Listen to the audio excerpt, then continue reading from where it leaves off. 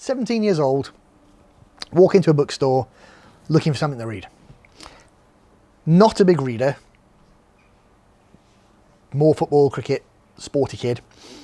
See this very thick book called Magician and think, well, okay, mum and dad are away for a week on holiday and I'm all by myself. That should see me through while they're away. Picked it up, started to read it, and absolutely fell in love. One of those life-changing experiences. Without reading this book, I wouldn't have become the writer that's essentially obsessed the rest of my life telling stories of fantasy and science fiction and horror. So obviously it's all Ray Feist's fault. And with that, it's an absolute pleasure to introduce Magnus's interview with Ray. I hope you enjoy.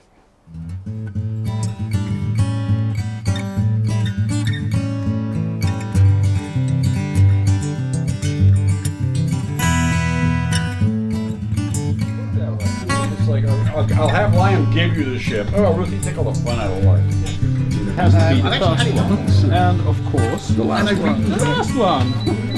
I love this edition. We sold a ton. Okay, my first encounter for storytelling. The earliest memory I have is my mother reading me, and to think that I saw it on Mulberry Street by Dr. Seuss, which was his first book. Now, I'm certain she was reading to me before that, you know, whatever Little Golden Books, which was the company that made children's books in America back then. But that was the one that stuck. And I remember her reading to me after that. And ironically, I had a reading disorder, which wasn't diagnosed till I was an adult in college. So I was the kid who was always messing up in the reading circle in the like second and third grade. And the teacher held me back because she sensed there was something that would go away with practice. And I ended up, my brain unscrambled words. The problem I had is called a binocular dysfunction, and it's similar in effect to dyslexia. But rather than a brain issue, it's an optic issue. My eyes send information at slightly different rates, which is why I couldn't catch a ball when I was a kid and I was constantly getting smacked in the face. Boom, I got it, okay. I loved that time with my mom, but what I found magic early on was I was looking at the pictures in the Dr. Seuss book, for example, and the words in the pictures matched. And suddenly it became a narrative. Now, I didn't have the word narrative when I was a 4-year-old, obviously. But I had this sense. And so I read a few things here and there, and I started finding reading to be a nice escape. And then I guess I was about 11 or so when I suddenly got really serious about reading grown-up books. And the first ones I can remember reading and sticking with me were Mark Twain. Huckleberry, Tom Sawyer, Huckleberry Finn. And on from there to what was known then as boys' adventure fiction. And the passion for me was daring do and faraway distant lands. Well, when I was a kid, Darkest Africa, and the Caribbean with pirates and things. So I read, Robert Louis Stevenson, Sir Walter Scott. Ivanhoe is one of my all-time favorite books, and he wrote a really good historical novel about the, border war in Britain and Scotland, and much better story about William Wallace than that silly movie. Then I discovered science fiction and fantasy. But at that time, I really was sort of indiscriminate. I'd read everything, which in fact turned out to be a benefit later because I just like stories. But I began to differentiate between the stories that I really admired and the ones that were sort of okay because they sort of took me away, but they didn't stick. And maybe that was my first lesson in terms of, the fundamentals of storytelling. I'm not entirely sure. But my first experience was my mom reading to me like most kids.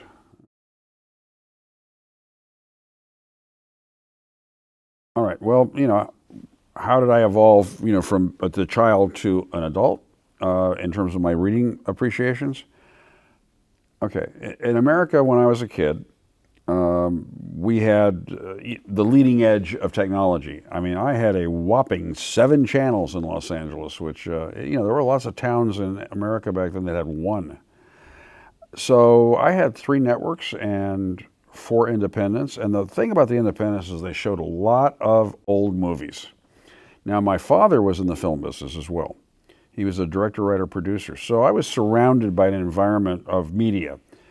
In my home, we had bookcases my dad put everywhere. We had these big cabinets that were room dividers. It was a very California style, free-flowing house, cork floors and wooden walls, and one entire wall was glass looking out over the patio and the pool, that kind of thing. But the books, everywhere in my house were books. Unfortunately, when my dad passed and my mom had to sell the house, she also sold off books in kind of that, okay, we're buying them by the pound sort of thing, where they came in and they just took them away. And there were so many books now that I wish somehow I had managed to hang on to because they're irreplaceable. But that being said, I developed an appreciation for storytelling. And when I was in high school, I was reading pretty much an extension of what I'd been reading when I was younger in elementary school, just, more advanced level of writing. But by the time I was in high school, I was reading Heinlein and Andre Norton and Asimov and, pretty much who you'd expect somebody in the late 50s, early 60s to be reading. And broadened it out a little bit and started reading a bit more adult, I guess you would say. I took it upon myself to read the Bible. I'm not a Christian, but it's a touchstone of Western American culture and European culture. And I took a lot of ribbings in front of some of my friends because, at that time it was like, what are you going to be a priest or, jokes. And, teenage boys make really horrible jokes anyway, so I just shrugged it off. I kind of found myself skipping a few things because I didn't need 11 pages of begats. But I was trying to get into why it's important. I mean, as an article of faith, obviously, if you're a believer, it's the guidelines. It's God's holy writ. It's somehow inspired, and I find it sort of entertaining as a student of history. Perhaps not a very good one, but I try. That my late sister-in-law, for example, really believed that God messed around for a couple of thousand years, with the Jews, and then the Messiah came. And then a lot of people were out there selling gospels, and most people don't realize that the gospels weren't written by the people whose names appear. In other words, the gospel according to John is not John the disciple. It was probably some guy in Rome or in Jerusalem trying to get an audience, because one of the things about early Christianity most people don't know is that people would hawk gospels on the corner. They stand there and say, hey, I have the gospel of Mary, I have the gospel. There was a gospel of Judas. And they were trying to get an audience because they would tell them these stories and things and pass the hat and get some coins. And so finally, the Council of Nicaea was formed, and the deal was, okay, guys, which are the real deal and which are the BS gospels? And the bishops got together and, said this and that. And even after that, there was some disagreement. And that's why the King James Version and the Douay Rheims have different texts and variants and stuff, and there's the American Standard, and I suppose there's other standards, and ultimately what you come up with is, if you just for a moment put aside the faith and look at the structure of the storytelling, suddenly it becomes Christian myth. And for example, J.R.R. Tolkien was this very odd creature called a British Christian mystic. And there were a few of them. There was T.H. White and a couple of other guys. And boy, does that get into some very strange stuff. Because it's not about faith at that point. It's about the weft and weave of the narrative. And we're back to narrative, that thing I discovered as a child, that I thought, oh. And you start reading these as like adventure fiction, for instance. If you talk about the Maccabees, or you talk about the resistance at Masada, and you look at how the Jewish faith influenced that determination. You know, on many occasions, many people have over the centuries said the Jews are a stiff-necked people. And I actually wrote a short story that I never finished, actually, because I had the point, but I wasn't coming together, and I got busy, I did other things, where, you know, the last Jew is called before God. You know, it was a very, I don't know why, I decided to do this very sort of Christian-centric view of the end days. And so Revelations is going on, and, you know, bad things are happening, and the remaining Christians who weren't caught up in the rapture are fighting, but there's one Jew, and he won't convert, but he's fighting evil. And so at the end, when Christ appears to rule for 10,000 years, he says, I got a question. You know, you're the absolute poster boy for stiff-necked Jew. Why didn't you convert? And his answer is, because God made me this way. Now, if I could figure out the rest of that story, I might write it someday. But that's the thing about narrative. That's the thing about how powerful it can be. That's the thing about how it can reach people and change lives. And I've always been attracted to that. You know, I can honestly say there were books that I don't think, like a blinding flash on the road to Damascus, I had an epiphany, but rather things I read made me stop and think and say to myself, okay, what was that about? Why is that making me feel a certain way? And that's, I think, sort of stayed in the background of my life while I was out doing other things before I really became aware of my own skills. So I stayed out of the Army by going to college. I didn't particularly want to go to college, but I was a white boy from the San Fernando Valley, and in 1963, that's what white boys from the San Fernando Valley did. They either went to college or went to the Army, or, you know, married their high school girlfriend and got her pregnant as fast as possible so they wouldn't be drafted. And I could go off on a tangent and do an hour on the inequality of the Vietnam War and the fact that it was fought by poor kids, and a few motivated, not poor kids who really felt the need to serve. But that's all in the history books, and you can probably see lots of documentaries about that. But for me, it was about trying to find myself, but you know, in retrospect, I never lost that contact with my love for storytelling.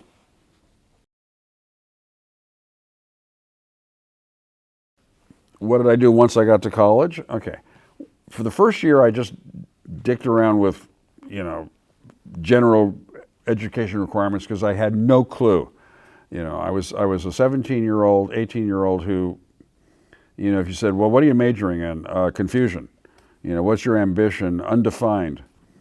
Okay, and then for some bizarre reason, I decided maybe I'll be a director like my father. I don't know why, but I became a theater major.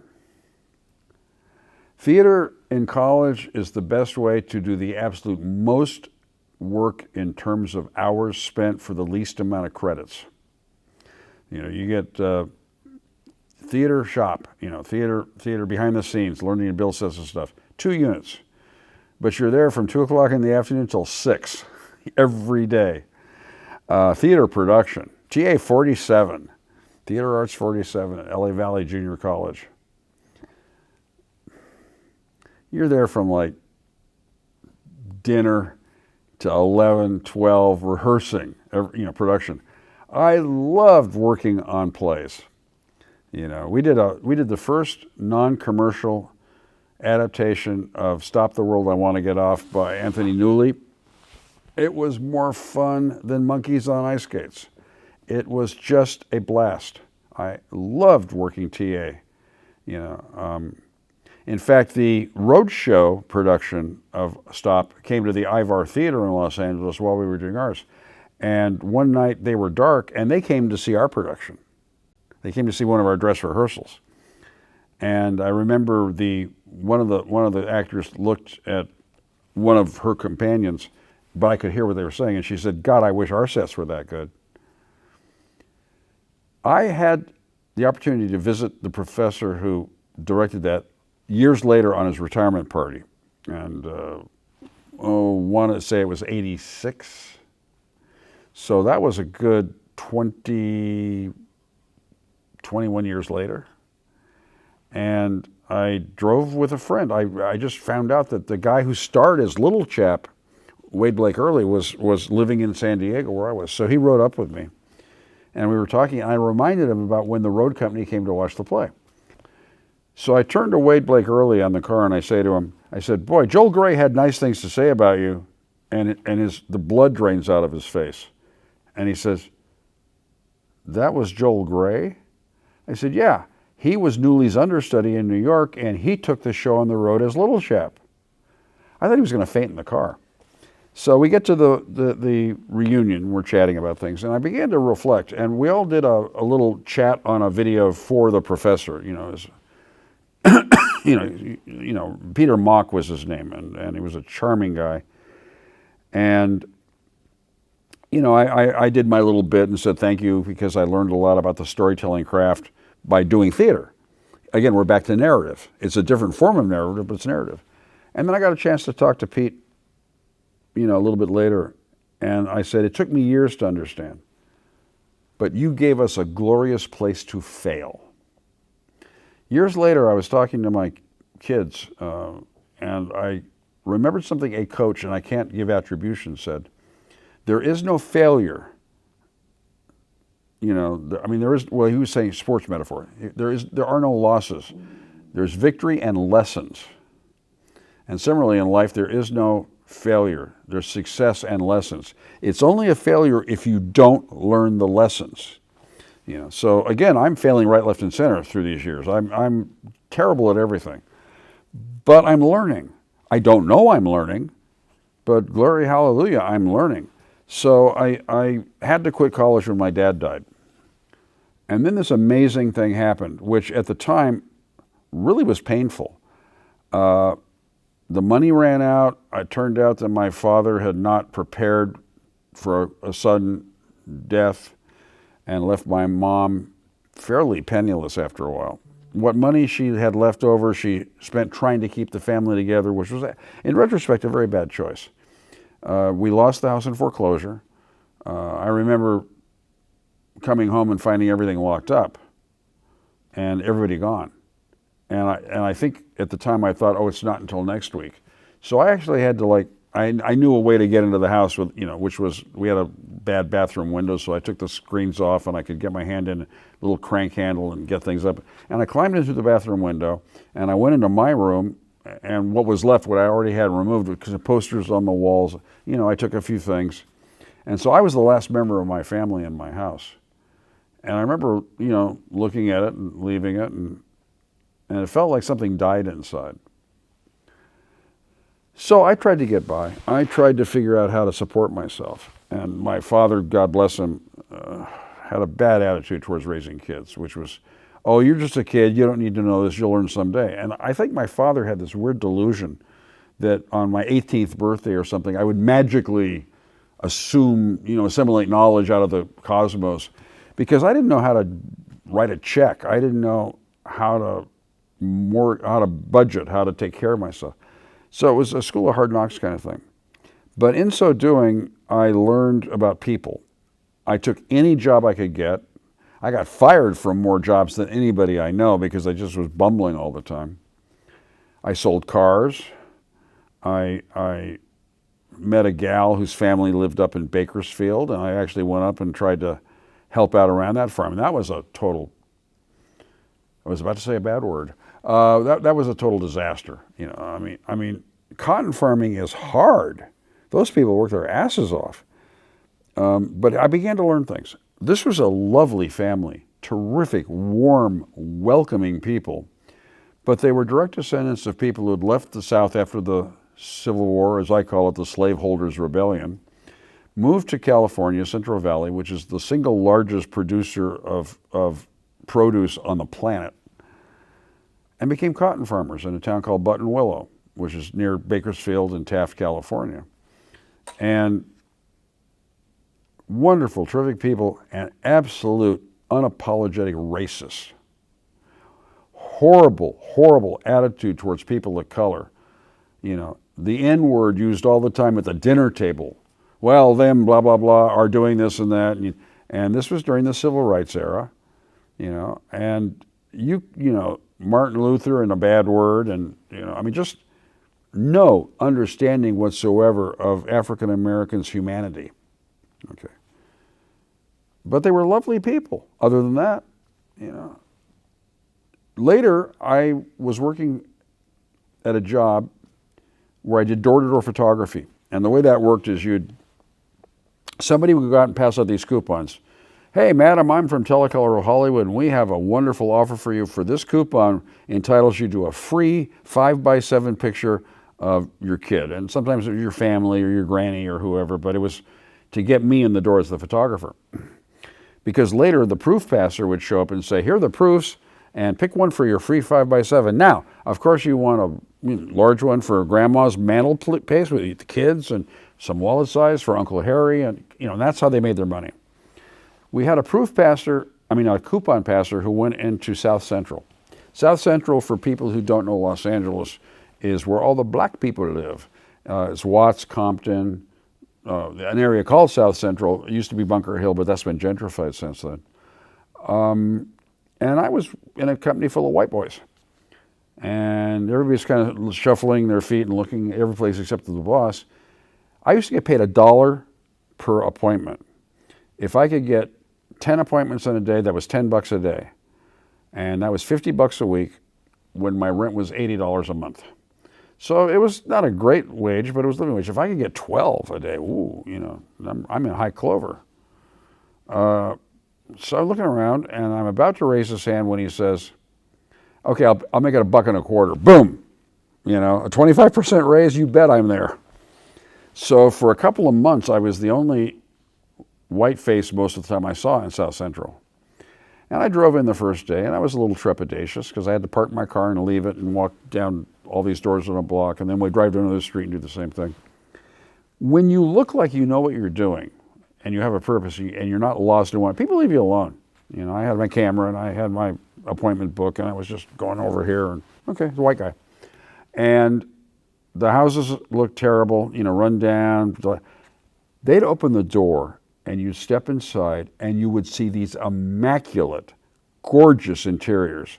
But because of the neighborhood and the variety of people who live there, and a lot of displaced teens, they just left the outside of the house alone. But the insides were amazing. Grandma would be there, and the kids would be there, and they were well scrubbed, and they went to school every day. And it wasn't as bad then in some respects as it is now. While the opportunities are better now, the damage is harder now. So, there are a lot more displaced young African American men.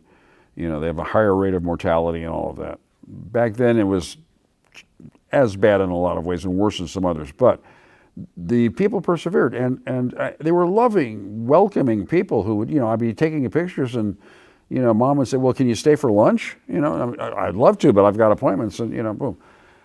I spent about a month down there. Now, that didn't make me any expert in California, Los Angeles, African-American culture, blah, blah, blah. But what it did was it rid me of stereotypes. It said the people I'm taking pictures of and talking to are nothing like what I've been told all my life black people are like. Absolute BS. These are terrific people. Again, very culturally different from this white boy from the San Fernando Valley. Extremely culturally different from the cotton farmers in the San Joaquin Valley. Then I did some Latino neighborhoods. Now part of my family is Latino, so this wasn't terribly unfamiliar territory, but it was more than just my slice of my family. It was a variety of people, I remember the first time I ran into a Sikh family. I said, the kids were running around, and I said, wow, you got some pretty girls. And the guy said, those are my sons. And I said, wow, you have insanely beautiful boys. They were gorgeous kids. And, I had a chance to chat, and I'd never met a Sikh before. And over that period, I met people from all over the world. I met people from what at the time was Yugoslavia. I met people from what at the time was Czechoslovakia. I met a lot of people from Latin America. And again, I wasn't aware that I was being educated. I wasn't aware that things were soaking in. But every time I met a family, I asked, what's their story? And again, we're back to narrative. I met a girl at a wedding, and I had just lost my job. By then I had moved to San Diego, and I was working a couple of jobs. I did some auto sales, which I had done for a while. I sort of skipped over the auto sales because I shouldn't have, in the sense that I met a lot of people, and you really get an insight into people when you're trying to take money out of their pocket. So for a lot of people, an automobile is the second most expensive thing they're ever going to buy after a house. And for some people, it is the most expensive thing. So they were very dear about how they negotiated. So in so doing, I caught another perspective on human behavior. I did that for a while. You know, I had a girlfriend who came and went at the time. We were an on-again, off-again relationship for 8 years. And that was a clinic in a whole different dimension about relationships. I guess my first, quote, adult, love. I mean, I had crushes on girls going back to probably preschool, but no, this gal was very special to me. But I look back and wonder often now how much of that was, I was 22 when I met her, and dumber than a box of rocks. But she was stunning. She was a catalog model from St. Louis who looked like a very young, blonde Loretta Young. So breathtaking is the word. And I cared deeply for her. But while I was doing that, I was trying to figure out what I wanted to do. So through a long series of, events, I ended up in San Diego, sleeping on my mother's couch while I'm trying to figure out what to do next. So I go to this wedding with a guy I met who's marrying this girl from a town called Jamestown in New York. Jamestown, New York, upper state New York, near Buffalo. So it's western tip of New York State. So the bridesmaid had driven out with the bride, and we were chatting, and I had been working in a construction company that was suddenly out of business because the partners got into a fight and everybody ran. And what I didn't know, if you want to understand the one sort of weird thing for me, somehow I had become a vice president of the corporation. I don't remember anybody asking, and I sure don't remember signing any documents, but I had a county sheriff knocking on my door, asking me to come talk to a judge. I didn't do anything.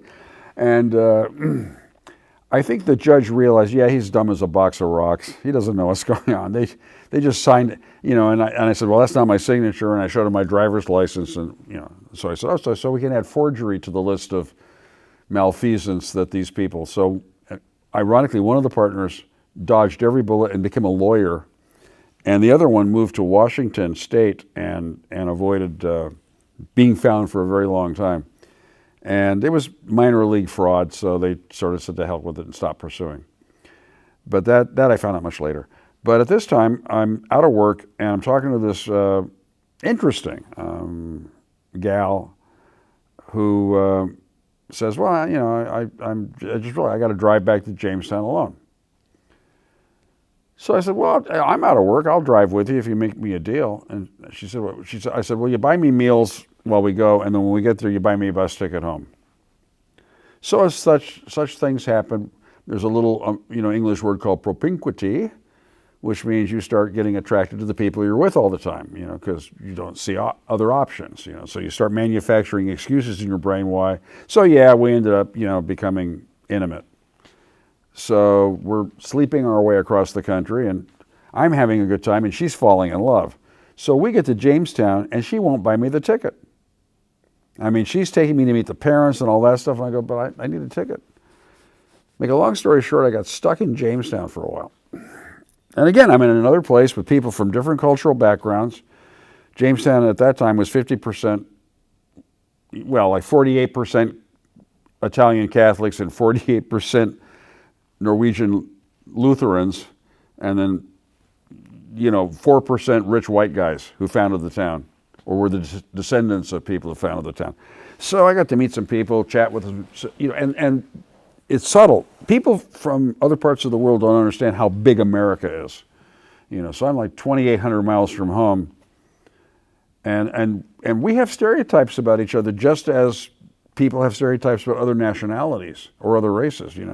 all you Californians are this. Any sentence that starts with that is going to be false because we're 30 million people. You know, we're bigger than a whole lot of countries. We have the 8th largest economy on the planet. You know, it's kind of the tail that wags the dog. You know, we're 10% of America's population. And we go from screaming redneck to screaming socialist and everything in between. So I'm stuck in Jamestown, New York. I'm ducking out on this gal. I found a place to crash for a day or two, met a gal, and she took me in, and then she became the girlfriend for a while. And I went for a job, and I'll spare you the details of all that, but let's say I waited a long time to be the second to the last guy, and I wasn't chosen. And I ran into the guy who was in charge of hiring. It was a great job for me at the time. Guaranteed $25,000 a year in 1971, and averaging $40,000 a year, you know, without a college degree. And I said to him, "Okay, why?" And he said, "Well, Ray," he said, "it was a dead tie. Absolutely, we could not pick between you and the other guy, but he had the college degree, and that was the tiebreaker." So that's when I decided go back to California, go back to college. I'll skip over some things and say that I got involved with a bunch of crazy graduate students who were the game players.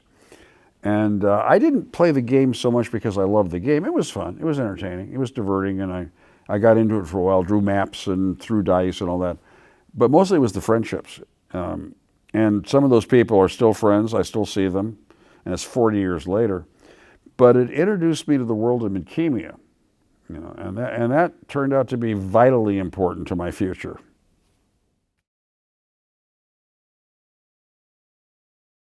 Okay, so how did I get from playing a role-playing game with a bunch of college friends to becoming an international best-selling author? Got me. Anyway, in seriousness, I was playing with these guys, and we were getting near graduation, and there were some things about people I met in San Diego over the years. One of them was a writer named Greg Bear. And Greg had just really gotten his career underway when I met him. He had done a couple of books, and he was still living in San Diego. He now lives up in Washington, Seattle area. I don't know why. I just decided that, you know, I'd write some silly little short stories, loosely based on adventures. The characters and the stories really weren't related to what we actually did in the game, but I had a couple of characters. One was Harold Freebooter, the second best swordsman in Krondor, you know, and, you know, Mingle the Mad Mage, who kept trying to do things with technology instead of magic to prove that, you know, I mean, who in some ways was a bit of a spiritual forerunner of Nacor the Asolani, who said there is no magic. But I wrote a, you know, a short story called The Purple Hunt, where Mingle was always conning Harold into being his guinea pig. And he basically built a Ronaldo hang glider and said, okay, put this on your back and then run down this hill. And, you know, Harold runs down the hill and gets into an updraft thermal, and suddenly he's soaring over the landscape. And of course he gets dropped in this horrible place where bad things happen to him. And my friends thought they were pretty amusing. You know, shame I didn't keep any of them, but, or maybe it isn't. Maybe I had to be wincing at every page. I don't know. But that's when I decided to give writing a serious story a shot. And that became Magician. And I've told the story before, but the short version is that I had no idea what I was doing. And I decided to write a character named Arutha. And I was going to have him get into a world of hurt, and then I realized, but he's going to go save his sister, so I need a love interest. So I said, well, he'll have a, you know, stalwart companion who will be the love interest for the princess. And that turned into Pug. And then I realized, I got to introduce Pug, so I put the chapter where he gets into trouble first, and that led to, now I got to show how he becomes the sorcerer's apprentice, the magician's apprentice, and then, we're going to take what was going to be a pirate raid and turn that into the Serranis. And by that time, my friend Steve Abrams said, hey, why don't you tell the story about how the greater magic came to Midkemia? And I said, okay, how did the greater magic come to Midkemia? Because nobody's ever told me that story. And Steve said, well, it came in through a rift from another realm, and it's a different kind of magic. And things began falling into place. And at a certain point, the storytelling process turned into almost autopilot. I had no idea what I was going to write. In some respects, after I got laid off from work and I was writing all day long, it became, in some respects, perhaps the most fun I've ever had writing a book. Because I didn't know what I was doing, but I was learning. I had nothing else to occupy my time with. And writing is a great way to kill a day. You get up in the morning, you put the coffee on, you sit down. And I was using a typewriter at the time. I didn't have a word processor. So I had a ream of paper there, and I was, and suddenly it was 2 p.m. Oh, I'm going to make a sandwich, Oh, it's 6, dinner time. Watch a little TV, day is done, start over again. I had no money, so that was good.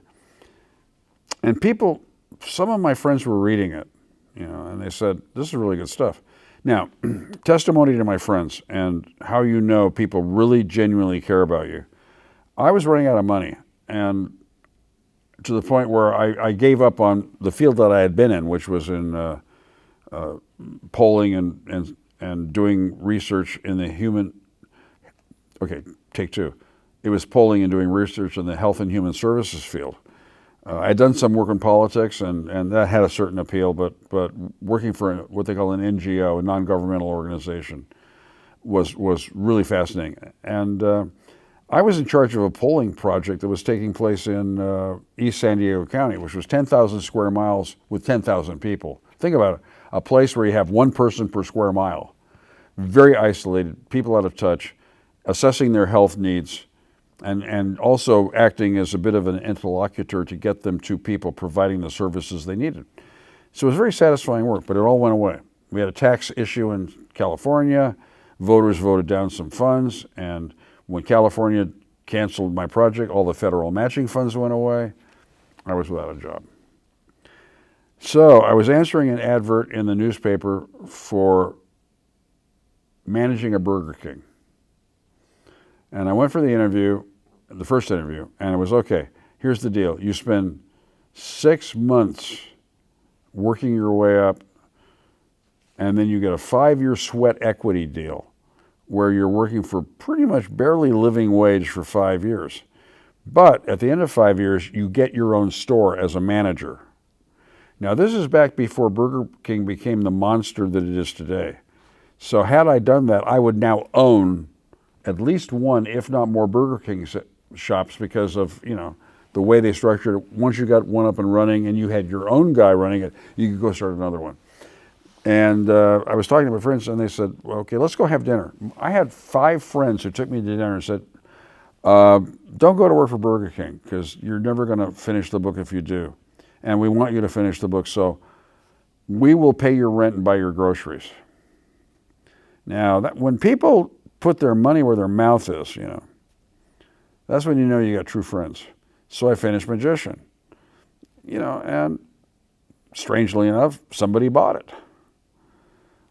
And I had a very fine editor who helped me understand what was flawed in the book, but didn't tell me how to fix it. It was just, here's a problem, fix it. Let me find my own way to fix those dramatic problems. And it took another 3 months to get the book to the point where it went into production. So I wrote the book starting in 78, sold it in 80, did the rewrites, and by the time we got into production, it was published in November of 1982. And it met with moderate success. It wasn't wildly successful, but people liked it. It stayed in print. And they asked me for 2 more. And my agent got me a livable wage. And suddenly, in about 1984, about mid-83, I went, okay, I guess I'm a full-time writer. And it wasn't unhappy, okay, it's fun. And in 1984, Darkness of Silverthorn hit the New York Times bestseller list. And when that happened, my life changed forever.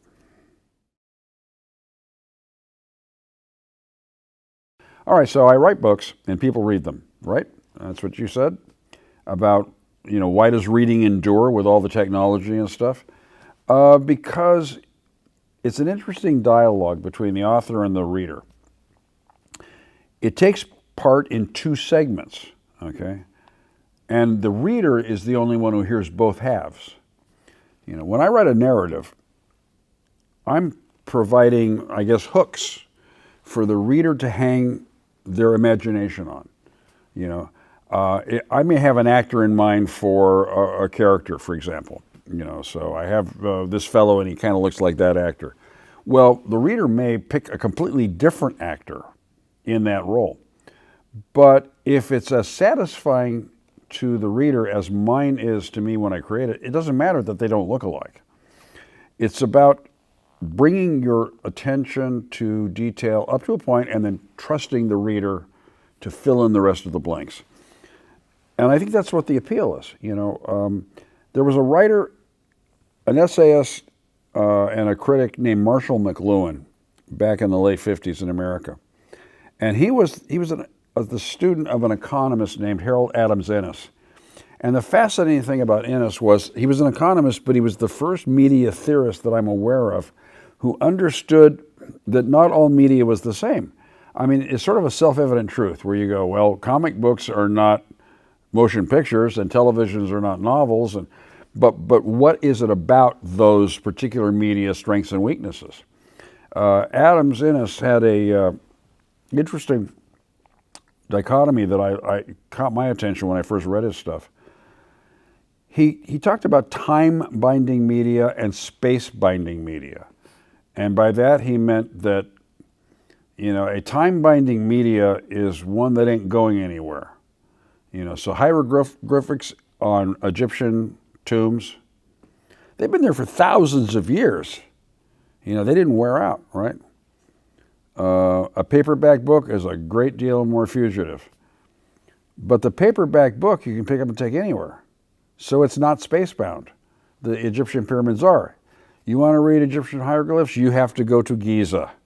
You know, you want a paperback book, you can take that anywhere. But that paperback book is not going to last for 10,000 years. So he began that, and then McLuhan picked up on it by extending his research into the nature of particular medias. And he came up with another dichotomy, excuse me, you got a little itch, you scratch it. He came up with another dichotomy, which was hot and cold media. And a filmmaker named Haskell Wexler directed a film called Medium Cool and used that terminology to get into a study of a character who's a newsreel cameraman. But what is meant by hot and cold media? The colder a media, the more work the reader, observer, whoever has to do. So by contrast, reading a book is the coldest media out there, because as a reader you have to supply. At the other extreme, like an Avengers film, and you know, whatever the newest technology of imagery is with 1 billion pixels per square millimeter, and you know, 8, 7, 8, 10 channels surround sound, seats that vibrate, whatever the heck it is. That's about as hot as you get, because you just sit there and you don't do anything. It all just comes to you. And I think we have an appetite for cold media. I think we like to participate. I think we like to bring our own sensibilities to a creative work. And, you know, like concert music is somewhere in between. You know, the orchestra is doing its thing, but you're sitting there in a live venue and you're processing in real time. You know, you can't pause it and back it up and listen to something again. And various, you know, interactive games are less hot than film, but they're a little warmer than fiction. You know, you can make up your own schedule, however you care to characterize it. But I think the answer to that question is we like to be part of the process. When I read a book, you know, I get immersed in it. I see a different kind of movie in my head as I read.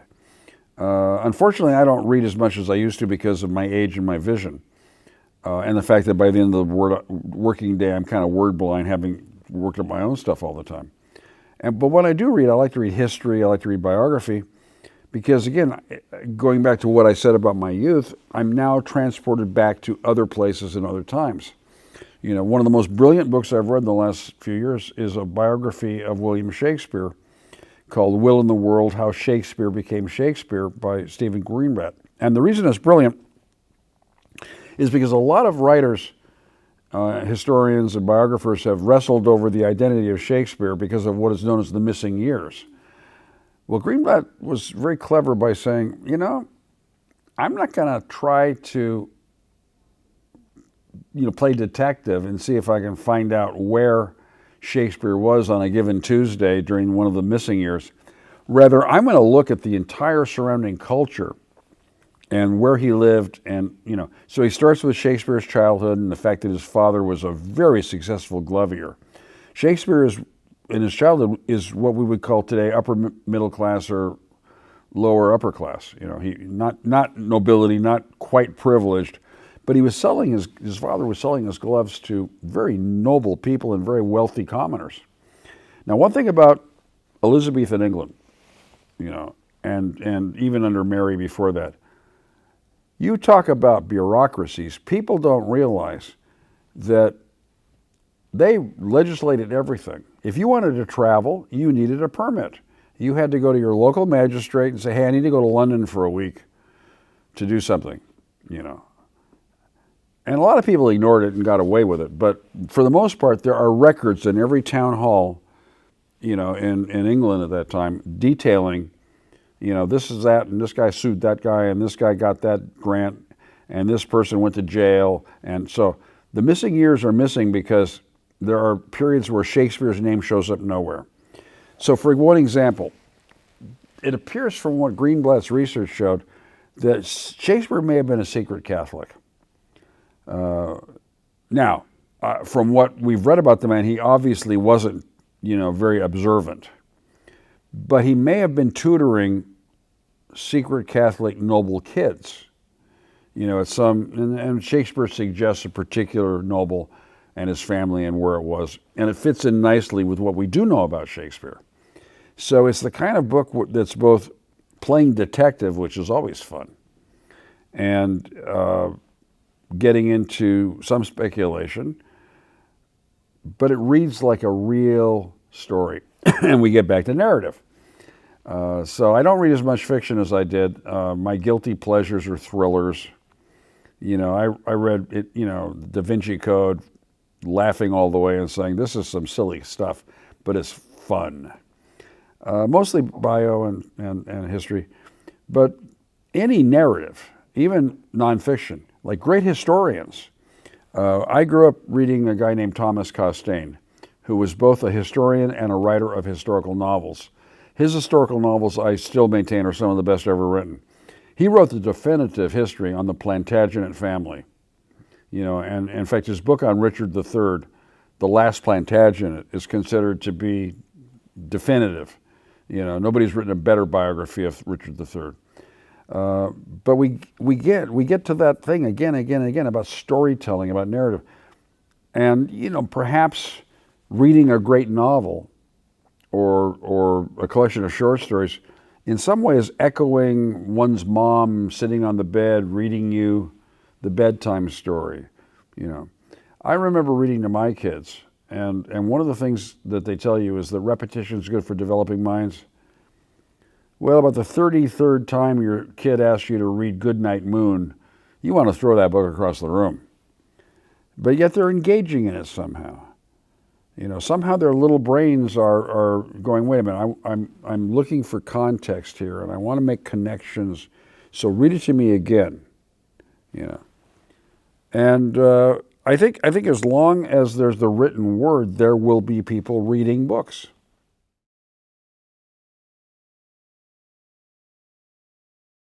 So, what happened after I hit my stride as a full-time writer? Well, once you hit the New York Times bestseller list, the ecology of publishing changes. And I became what is known as, quote, an international bestseller, unquote. Okay, which means that I've hit bestseller lists in several nations.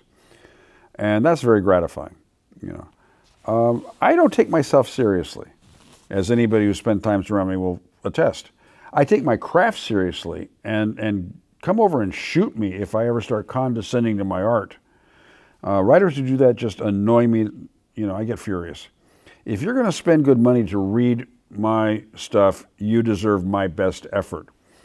And I like the challenge. I like not knowing what I'm doing half the time and scrambling to make it work, because otherwise it gets boring and repetitive. So, I went through the entire series of Rift Wars that we talked about in the game. And when I say talked about, it was like over a beer, and we're playing the game, and somebody says, well, there's a map somewhere that will lead you to the Chalice of Ubar Z. Actually, it's been 40 years and nobody's found that damn chalice. But then somebody said, well, what's that? Oh, it's a relic of the second Rift War. Now, this is guys on the fly creating backstory so that the game feels like that it's in a world with some depth and some history. But that stuff sticks as well. And when I'm writing, I'm going, okay, I got this historical novel about a place that doesn't exist. What do I want to do? And I went through that process 5 times. I didn't start off Magician thinking I was going to sell Magician, let alone a trilogy. I finished the Rift War, and I didn't know I was going to end up telling all 5 Rift Wars, but I did.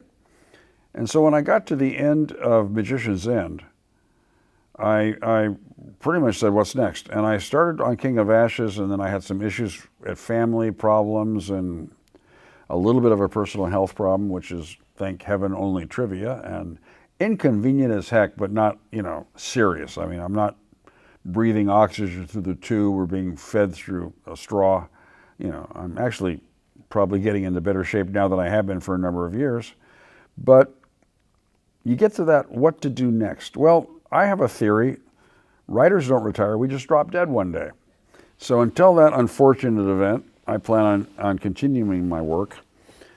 I like where the new narrative's going. To be honest, I was trepidatious. I kind of worried about how people would react to a non-Midkemia novel.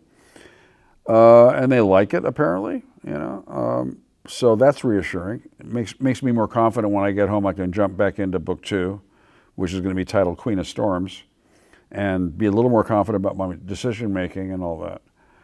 But ultimately, what I want to do is take advantage of opportunities when they come. We talk to movie and television people all the while, so one of these days there may be a Magician TV series or a Magician major motion picture, or I'll settle for shadow puppets as long as the check don't bounce. But I want to focus on the storytelling. I want to focus on delivering what we used to call ripping yarns, stories that you want to turn the page and see what happens next. I really enjoy it when somebody says, you bastard, you robbed me of a night's sleep, and my boss was mad because I dragged my sorry butt into work because I had to finish your book, and I just finished your book, when's the next one? These are absolutely wonderful acknowledgments that people are really enjoying what I do. And that's, yes, I like paying bills. I like, getting royalty checks, but I'm wrapping up today. I'm wrapping up the end of 8 days in the UK and 3 days in Sweden, and meeting the readers. I don't get the chance to do it very often. Once or twice every other year when I tour for a book or something, or when I go to the San Diego Comic-Con and I'm actually on a panel, which doesn't happen every year. People are very kind to me. People say lovely things. Sure, there are people out there who say random stuff because people say random stuff. I tried to put a post on Facebook once about, don't ask me where I'm going to go because I don't know. Now, in my head, it was a reasonable tone. Hey, don't ask me where I'm going to go. I don't know. They'll tell me where to go.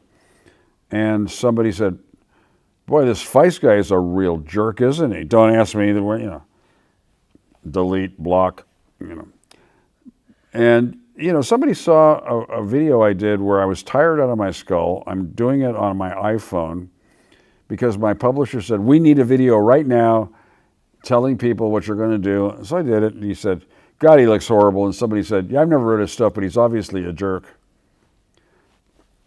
This is the world we live in these days. This is social media. And frankly, I don't care, Let me end this little narrative with a story, because I like stories.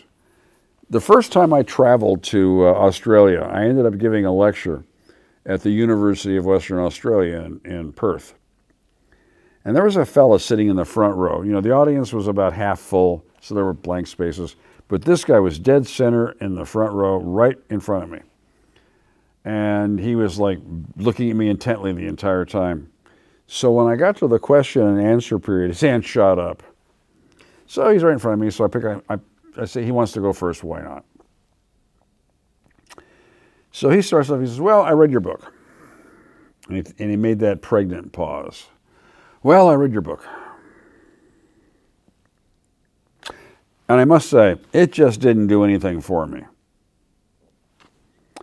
I looked at him and I said, well, that's why they make more than one flavor of ice cream. Next question. And he started to have a meltdown. So after the Q&A, I'm talking to the organizer. He says, you know, this guy lives like a 4-hour drive north of here up the coast. And he comes down for every author we have, sits in the front row, and tries to pick a fight. You're the first writer who shut him up in one sentence. You know, it's like Churchill said, I think it was. I believe it was Churchill said, don't wrestle with pigs, you'll just get dirty and the pig likes it. You can't argue taste, you know. I've had reviewers who say, this guy should be thrown in prison for attempting to write. I've had reviewers who like the book better than my mother, you know. Nobody's right, it's opinion, you know. And I have a strong theory about opinions, which I'll spare you, but it has to do with the fact that unless somebody's willing to pay you like $500 an hour to testify in court, you're not an expert. You're just a person with an opinion. Now, maybe you're, you know, informed or you considered it or whatever, or you're just running your mouth. But I'm okay with people not liking what I write. There are lots of very successful books out there I don't particularly care for. It doesn't mean I hold the author in any disregard. It means we like different flavored ice cream. So for those of you taking the time to view this, and thank you. I hope it's either people who do like my work or people who are intrigued enough to go out and read it, and hopefully it's your flavor of ice cream. But I'm glad I've had this opportunity to spend some time sharing my history with you and letting you know a little bit about my background. And thank you very much.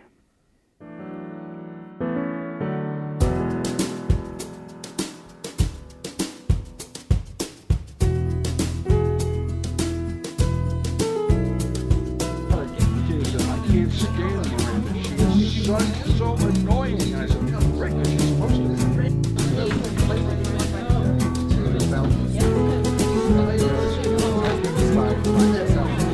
Oh, now I'm to blame. I see how it is. If you become a writer, it's not my fault. Good luck to you. It's just a lot of fun.